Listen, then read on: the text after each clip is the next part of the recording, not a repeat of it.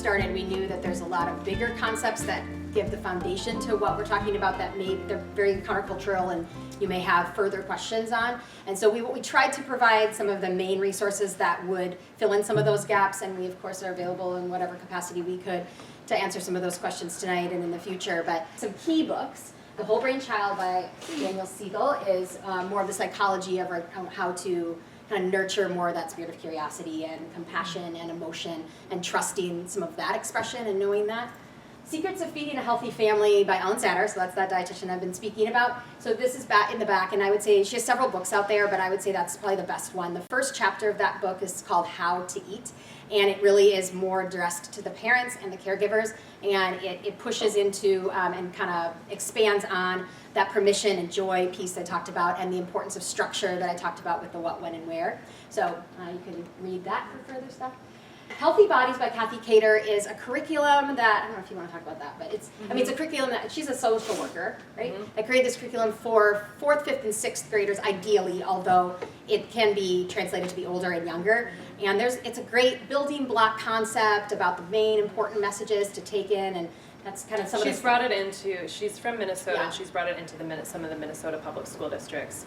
And that was actually the curriculum that we presented to the PE educator in the Seattle School District when we learned some of the barriers to changing curriculum, obviously, with a big school district. But she's doing research and gathering data about the effectiveness of her teaching strategies, which is really good. It has great information in that workbook. And it brings in the hunger, fullness, body trust. It brings in health at every size is the way they approach it. They have a puberty section in there that really does some great, exercises around puberty.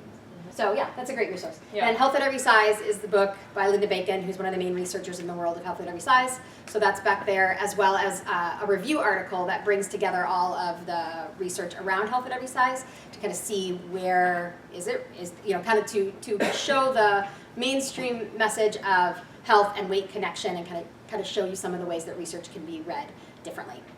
So, and we think accurately. Okay, and then some kids' books. There's more than these, but I think Full Mouse, Empty Mouse is this great story just about these mice and how they're connected to their bodies, and they're different kinds of eaters, and they have different sized bodies and that.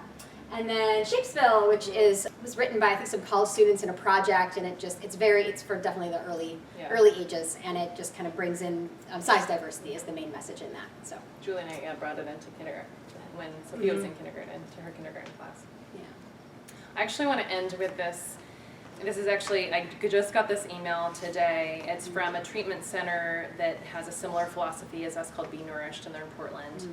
And I love stuff like this where the timing is just right because it's addressing what we're talking about tonight. So they end this email. I think the F word is what the title of the thing was about, fat, the F word.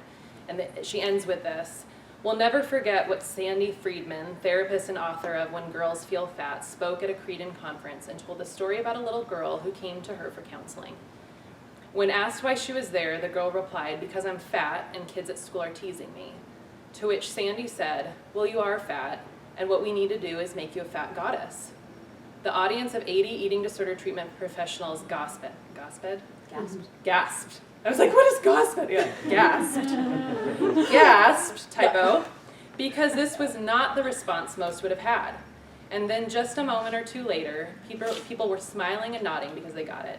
They recognized the radical act of inclusion and kindness in Sandy's response to this young girl. The world would be a different place for all of us if more people embrace size diversity. We can do a lot to make the world a safer place for all bodies, free of shame and stigma. Our language is one place to start because the words we choose are powerful. So, I think that's what we had to present.